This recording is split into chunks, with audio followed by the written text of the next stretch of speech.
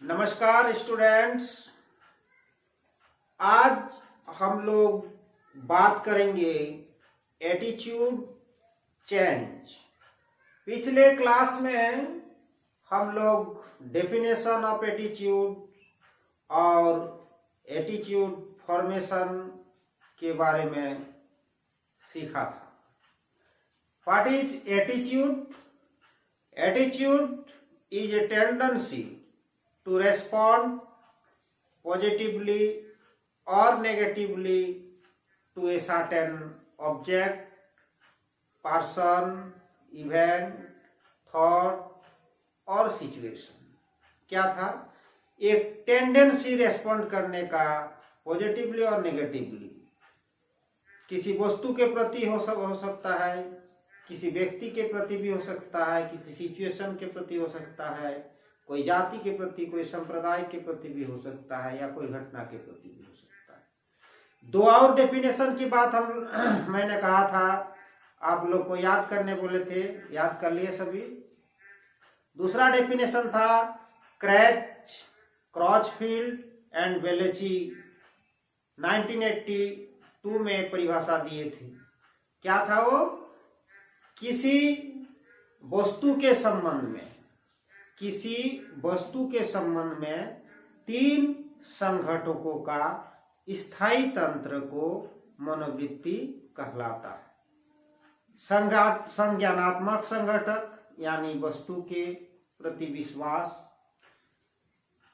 भावात्मक संघटक यानी वस्तु से संबंधित भाव, और व्यवहारात्मक संगठक यानी उस वस्तु के प्रति क्रिया करने की तत्परता।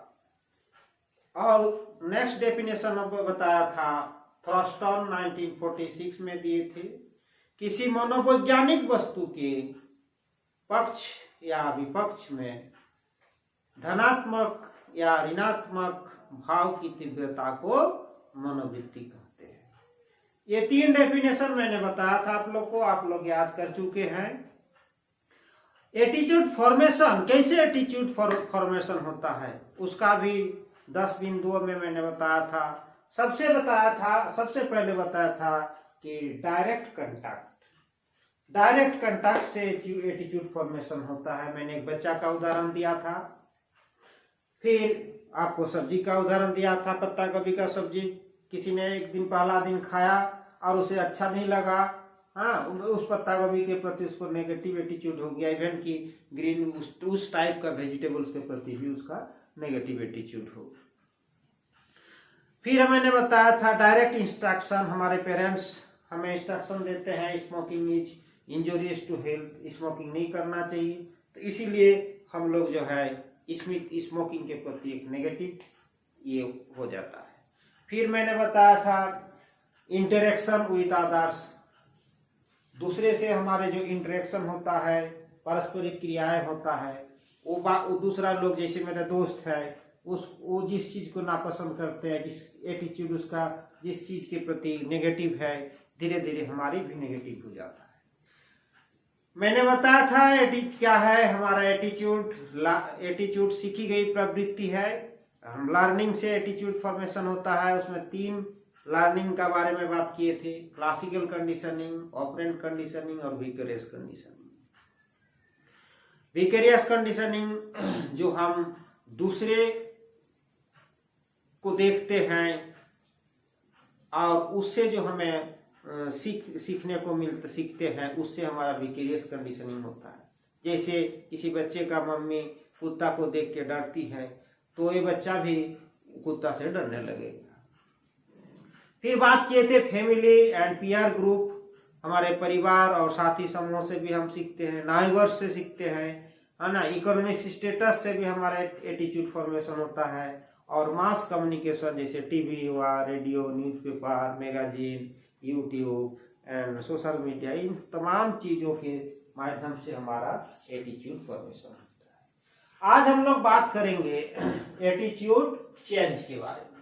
हमारा जो एटीट्यूड फॉर्मेशन हो गया, उस एटीट्यूड का चेंज कैसे करेंगे। आज इस काम में, एटीट्यूड चेंज की काम में दुनिया के लोग, तमाम लोग लगे हुए हैं। उसमें बहुत सारा संगठन लगे हुए हैं, बहुत सारा व्यक्ति लगा हुआ है कि व्यक्तियों का एटीट्यूड कैसे चेंज किया जा सकता है। तभी तो इतना इतना एडवर्टाइज होता है, लोग प्रचार करते हैं। क्यों? कोई राजनीतिक पार्टी अपने पक्ष में एक अच्छा फेवरेबल एटीट्यूड पाने के लिए वो प्रचार करता है। तो आज हम लोग देखेंगे कि एटीट्यूड चेंज कैसे होता है। तो एटीट्यूड चेंज लर्निंग से होता है। कोई भी चीज जो हमारा नेगेटिव एटीट्यूड बन चुका है किसी के प्रति, हम सीखे हैं उस एटीट्यूड को, फिर उसको सुधारने के लिए फिर नया चीज सीखना होगा। उसी के माध्यम से हमारा एटीट्यूड चेंज हो सकता है। हम आपको बिंदुवार बताते हैं। सबसे पहला है learning theory. Learning theory of classical conditioning,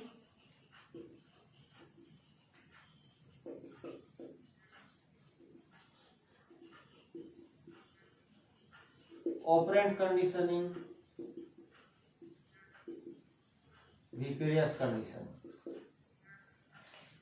classical conditioning क्या? ये हमारा ऑटोमेटिक जो रेस्पॉन्स है, यानी कि अनैच्छिक क्रियाएं जो हम करते हैं किसी वस्तु के साथ जब एसोसिएशन हो जाता है, तो जैसे पेवलव के में देखा गया था, बेल एसोसिएशन हो गया था आपका फूड के साथ। तो उसी तरह से हमारे दैनिक जीवन में बहुत सारी चीजें हैं, एसोसिएशन हो जाता है। जब एसोसिएशन के माध्यम से कोई एटीट्यूड फॉर्मेशन होता है, उसी तरह से कुछ दूसरा एसोसिएशन के माध्यम से फिर उस एटीट्यूड का चेंज भी होता है। ऑपरेंट कंडीशनिंग का, अब कोई भी वस्तु हम लोग क्रिया करते हैं और उससे अच्छा हमें रिजल्ट मिलता है, तो उस क्रिया को फिर दोबारा हम दोहराते हैं। तो उसी तरह से जब हमें कोई काम हम लोग किए और अच्छा परिणाम नहीं आया, तो हमारे अंदर नेगेटिव एटीट्यूड उस घटना या उस सिचुएशन के से हो गया। अब आगे जब उस सिचुएशन से फिर हमको दोबारा जब अच्छा प्लीजरेबल कॉन्सिक्वेंस मिलता है, तब फिर हमारा एटीट्यूड चेंज हो जाता है। उसी तरह से विकेरियस कंडीशनिंग भी, सबसे पहले बच्चा मान लीजिए देखा था वो अपने मम्मी को कुत्ता से डरते हुए। अब नेक्स्ट बार क्या है, कुत्ता मान लीजिए मम्मी को बहुत कोई ऐसा सिचुएशन में बचाया और कुत्ता को मम्मी खाना खिला रही है, कुत्ता पूंछ हिला रहा है, कुत्ता को प्यार दुलार कर रही मम्मी, तो क्या है, धीरे धीरे उसका कुत्ता के प्रति पॉजिटिव एटीट्यूड बन जाता है। तो हम लोग का एटीट्यूड चेंज कैसे होता है? लर्निंग के माध्यम से होता है। तीनों लर्निंग। नेक्स्ट क्या है? Cognitive dissonance. कॉग्निटिव डिसोनेंस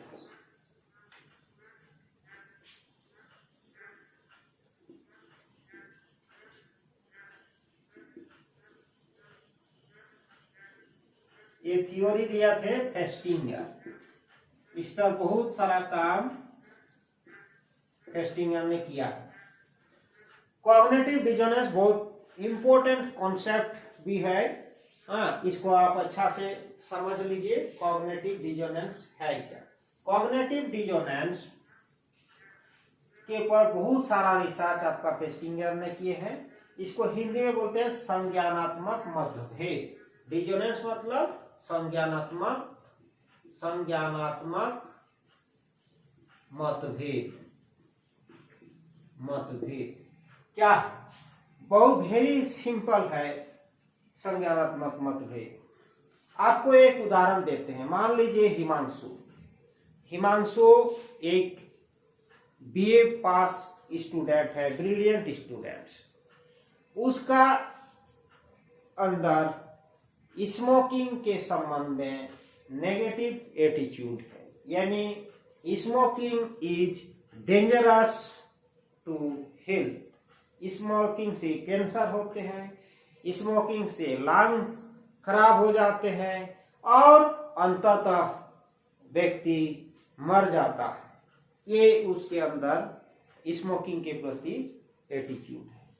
लेकिन क्या उसके साथ साथ वह एक स्मोकर भी है और एंजॉय भी करता है स्मोकिंग कर। अब क्या है, एटीट्यूड और बिहेवियर जब क्लैश करता है, अलग एटीट्यूड है और बिहेवियर अलग, जब दोनों में तालमेल नहीं रहता है, दोनों में विरोधाभास होता है, दैट इज कॉग्निटिव डिसोनेंस। यानी कि उसके संज्ञान में जो है और व्यवहार में जो है, दोनों में जब क्लैश करता है, दैट इज कॉग्निटिव डिसोनेंस। इसीलिए बोलता है संज्ञानात्मक मतभेद। Attitude and behaviour clash. क्या है? Attitude and behaviour, when attitude and behaviour, attitude and behaviour clash. जब क्लैश कर जाएगा दोनों, that time cognitive dissonance.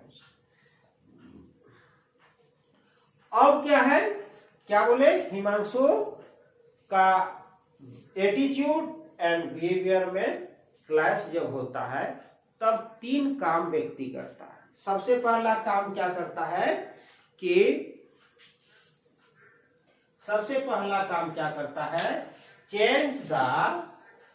Change the conflicting behaviour to make it match the attitude. क्या करता है, वो जो कॉन्फ्लिक्टिंग बिहेवियर है, एटीट्यूड क्या है, नेगेटिव एटीट्यूड है। नेगेटिव एटीट्यूड है किसके प्रति? स्मोकिंग के प्रति। स्मोकिंग के प्रति हिमांशु का क्या है? नेगेटिव एटीट्यूड है। बिहेवियर क्या है? बिहेवियर क्या है? वो स्मोकिंग कर रहा है, यानी कि इसमें पॉजिटिव है, तो दोनों क्लैश कर रहा है। तो सबसे पहला 3 काम करेगा। सबसे पहला क्या करेगा कि चेंज द कॉन्फ्लिक्टिंग बिहेवियर को चेंज करेगा। Change the conflicting behaviour to make it match the attitude. उसका जो एटीट्यूड को मैच करने के लिए कॉन्फ्लिक्ट बिहेवियर को क्या करेगा? चेंज करेगा। यानी कि क्या करेगा, वो जो सिगरेट पी रहा है तो उसको छोड़ देगा। क्या करेगा? सिगरेट पीना छोड़ देगा। एट एनी कॉस्ट सिगरेट पीना छोड़ देगा, चाहे उसको जितना भी मेहनत और तकलीफ उठाना पड़े। तब क्या है, डिसोनेंस खत्म हो जाएगी। हमारा एटीट्यूड है स्मोकिंग इज डेंजरस और हम सिगरेट पीना छोड़ भी दिए। नेक्स्ट क्या करेगा, दूसरा काम क्या करेगा, तो सबसे पहला काम करेगा एटीट्यूड को मेंटेन करने के लिए उसने सिगरेट पीना छोड़ देगा। ठीक है, नो स्मोकिंग। बिहेवियर क्या हो जाएगा? No smoking. नेक्स्ट क्या है, change the current conflicting cognition. क्या करेगा?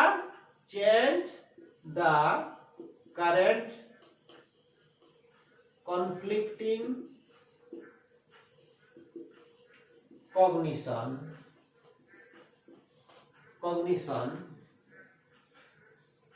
justify the behavior, to justify the behavior। Next क्या करेगा, और तीसरा काम क्या करेगा, form new cognition to justify the behavior। अगर वो छोड़ सकेगा सिगरेट पीना तो छोड़ देगा, एटीट्यूड उसका मेंटेन हो गया, डिसोनेंस खत्म हो गया। अगर नहीं छोड़ पाएगा तो change the current conflicting cognition to justify the behaviour. तब क्या है, वो जो कॉग्निशन था, जो संज्ञान था, smoking is dangerous to health, smoking is dangerous to health, वह जो कॉग्निशन था उसको चेंज कर देगा। मन में है, अब उसका एटीट्यूड चेंज हो जाएगा।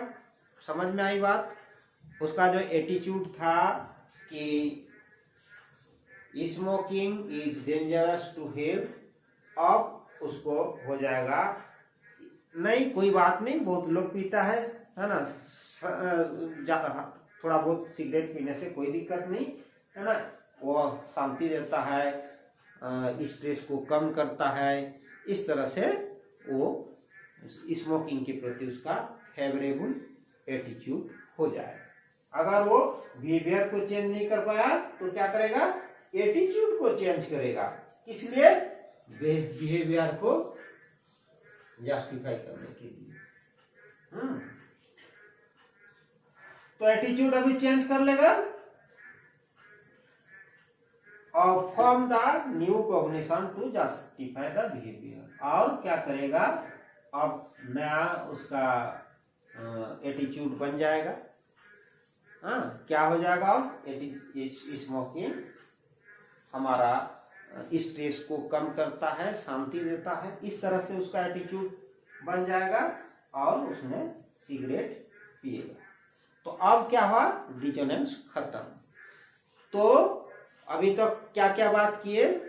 लर्निंग थ्योरीज, लर्निंग के माध्यम से एटीट्यूड चेंज होता है। और नेक्स्ट बात हम लोग किए कॉग्निटिव डिसोनेंस। क्या? कॉग्निटिव डिसोनेंस के माध्यम से हमारा एटीट्यूड चेंज होता है। अब तीसरा बिंदु है परसुएशन।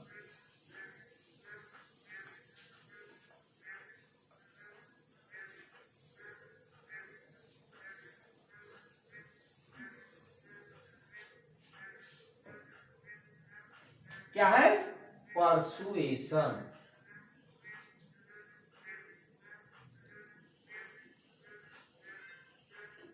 परसुएशन, इसको हिंदी में बोलते हैं प्रत्यायन, अनुनय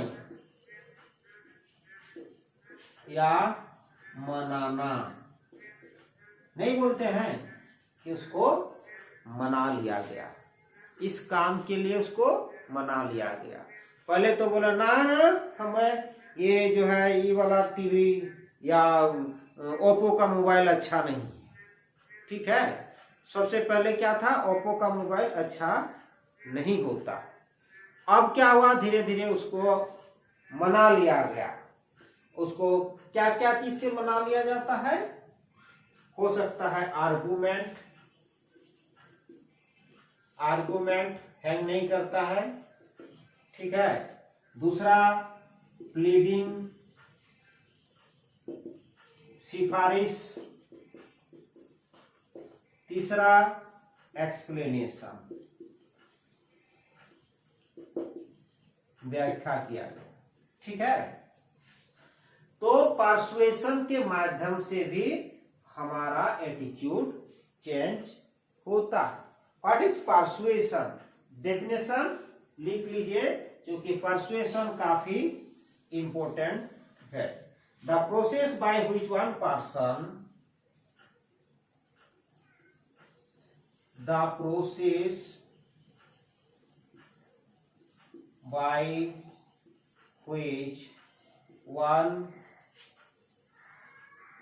person tries to change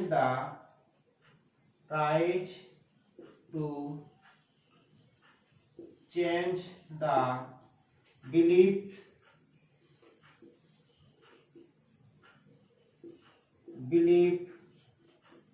opinion, position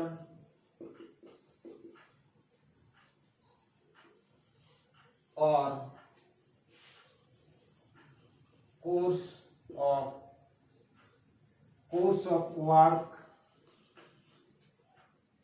course of action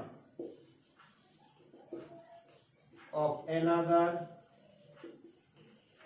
person through argument, pleading, and explanation. ठीक से दिखता नहीं होगा, लिख लीजिए the process by which one person tries to change the belief, opinion, position और course of action of another person through argument, pleading and explanation. Explanation के माध्यम से, प्लीडिंग के माध्यम से या आर्गुमेंट के माध्यम से जब हम किसी व्यक्ति का विश्वास, मत और काम करने का ढंग, उसको जब चेंज कर लिया जाता है, दिस इज पर्सुएशन। तो इस तकनीक के माध्यम से जब हम लोग एटीट्यूड को चेंज करते हैं किसी का, तो उसको बोलते हैं पर्सुएशन। तो पर्सुएशन के माध्यम से भी एटीट्यूड चेंज होता है।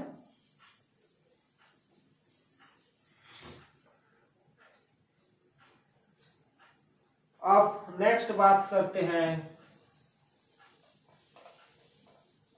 Changing reference group. चेंजिंग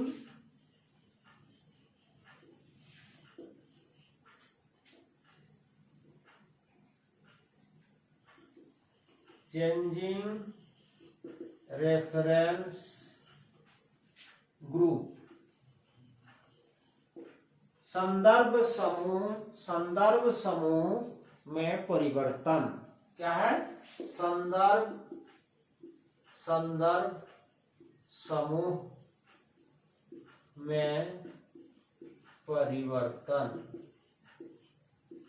संदर्भ समूह में परिवर्तन। जैसे कोई इंटर का स्टूडेंट है, इंटर में पढ़ाई कर रहा है और बीए का स्टूडेंट्स के प्रति उसका नेगेटिव एटीट्यूड है कि बीए के स्टूडेंट्स अच्छे नहीं होते हैं, गंदे होते हैं, लड़ाई करते हैं, है ना, रैगिंग करते हैं। अब जब वही स्टूडेंट्स बीए में आके एडमिशन ले लेता है, बीए पढ़ाई करता है, तब उसका क्या होता है? बीए के स्टूडेंट्स के प्रति एटीट्यूड चेंज हो जाता है। तो क्या हुआ? संदर्भ समूह में परिवर्तन हो गया, तो एटीट्यूड क्या हो गया? चेंज हो गया। नेक्स्ट है change in group affiliation. Change in group affiliation. Marandi ji, Babulal Marandi ji अभी कौन पार्टी में है? भाजपा में। भारतीय जनता पार्टी में अभी बाबूलाल मारंडी। कुछ दिन पहले किस में थे? अपना उनका कौन सा पार्टी था? जेबीएम। जेबीएम में थे। जब जेबीएम में थे तो भाजपा, भारतीय जनता पार्टी के किसी व्यक्ति को खूब गाली देते थे, यानी कि भारतीय जनता पार्टी के प्रति उनका स्ट्रॉन्ग नेगेटिव एटीट्यूड था। अब क्या है? वो भाजपा ज्वाइन किए हैं, भारतीय जनता पार्टी में है और अब भारतीय जनता पार्टी के प्रति उनका पॉजिटिव एटीट्यूड हो गया। पहले नेगेटिव एटीट्यूड था, वहां से अभी पॉजिटिव। तो ग्रुप एफिलिएशन समूह संबंध में परिवर्तन। समूह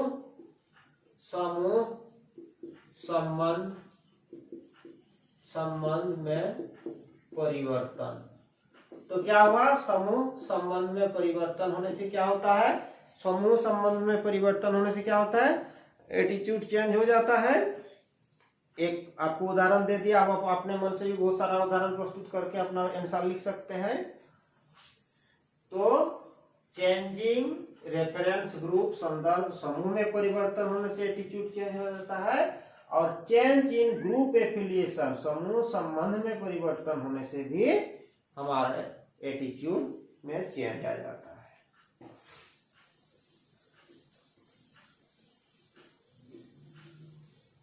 नेक्स्ट बात करते हैं एडिशनल इंफॉर्मेशन।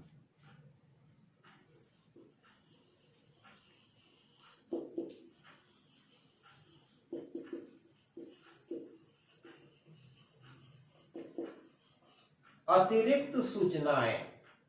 कितना नंबर पॉइंट हो गया? 1 2 3 4 5 6 नंबर ना, 6 नंबर छठा एडिशनल इंफॉर्मेशन। तो एडिशनल इंफॉर्मेशन से भी हमारे एटीट्यूड चेंज होता है। एडिशनल इंफॉर्मेशन मतलब जैसे टीवी हो गया, रेडियो, मैगजीन, न्यूज़पेपर, इन तमाम चीजों से क्या था, पहले एटीट्यूड फॉर्मेशन भी हुआ था, अब एटीट्यूड चेंज भी इसके माध्यम से भी होगा। हम कोई चीज के प्रति मेरा नेगेटिव एटीट्यूड है, जब टीवी में ऐड देखते हैं तो क्या है, या रेडियो में ऐड देखते हैं, न्यूज़पेपर में ऐड देखते हैं, धीरे धीरे उस वस्तु के प्रति हमारा एटीट्यूड चेंज हो जाता है। नेक्स्ट है इनफोर्स्ड कॉन्टैक्ट।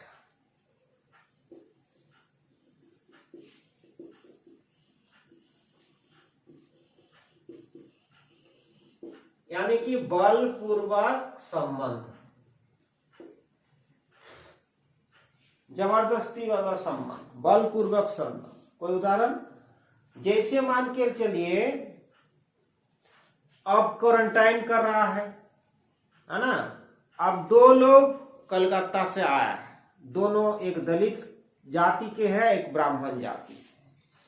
अब क्वारंटाइन एक ही जगह उनको हो गया, कोई उपाय नहीं है। अब 15 दिन उनको एक कमरा में रहना है। हाँ, ब्राह्मण जाति को दलित जाति के प्रति नेगेटिव एटीट्यूड था। अब क्या है, जब साथ साथ रहने लगे तो क्या है, उनके एक दूसरे को उनको जानने का, समझने का अच्छा मौका मिला, दोनों का अच्छा अनुभव रहा, और एक जो नेगेटिव एटीट्यूड था वो चेंज होके पॉजिटिव एटीट्यूड में बदल गया। तो क्या हो गया हमारा इनफोर्स्ड कॉन्टैक्ट। यानी कि इनफोर्स्ड कॉन्टैक्ट से क्या होता है, हमारा एटीट्यूड चेंज हो जाता है। नेक्स्ट है रिक्वायर्ड रोल प्लेइंग।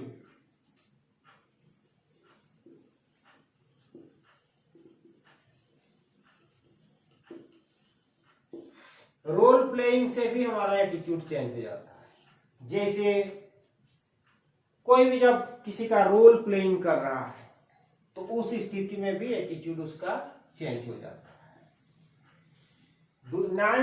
सांस्कृतिक मूल्यों में परिवर्तन, चेंज इन कल्चरल वैल्यूज।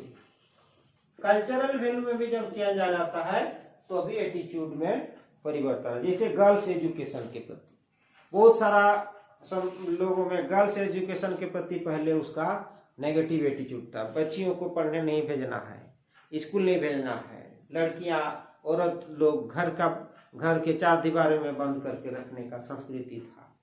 अब धीरे धीरे क्या है, गर्ल्स एजुकेशन के प्रति पॉजिटिव एटीट्यूड लोगों का होने लगा। तमाम लड़कियां आजकल पढ़ने लगी, हाँ, दोनों का रेशियो लगभग बराबर हो गया है। अब नेक्स्ट क्या है, प्रोपोगंडा।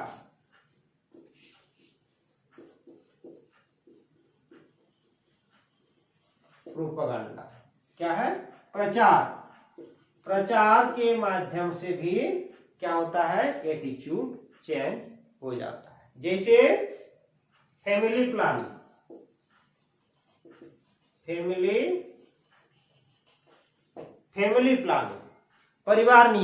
परिवार नियोजन के संबंध में पहले क्या था, लोगों के एक नेगेटिव एटीट्यूड था, ना बना, हाँ सब नहीं करना है। अब क्या है, अब मैक्सिमम लोग फैमिली प्लानिंग पर विश्वास करते हैं, फैमिली प्लानिंग करा रहे हैं। उसी तरह से बाल विवाह के प्रति पहले लोगों का ये था, अब बाल विवाह धीरे धीरे खत्म हो गया। उसी तरह से डाउरी सिस्टम, फिर एडल्ट एजुकेशन, इन तमाम चीजों का अब जब प्रचार प्रसार होने लगा, अब धीरे धीरे उसका एटीट्यूड में लोगों में चेंज हुआ। तो अब आप 10 बिंदु, बहुत सारे उपाय हैं जिससे एटीट्यूड चेंज होते हैं। उनमें से जो मेन उपाय है आपको बता दिए हैं कि इन चीजों में एटीट्यूड चेंज होता है। अब अगर आपको प्रश्न आ जाए, है ना, एटीट्यूड चेंज के संबंध में, तो आराम से आप लिख सकते हैं। लगभग वही पॉइंट है जिस बिंदु से एटीट्यूड फॉर्मेशन होता है, उसी में एटीट्यूड चेंज भी होता है। तो आप उसको खाली लिखने का तरीका, समझाने का तरीका है।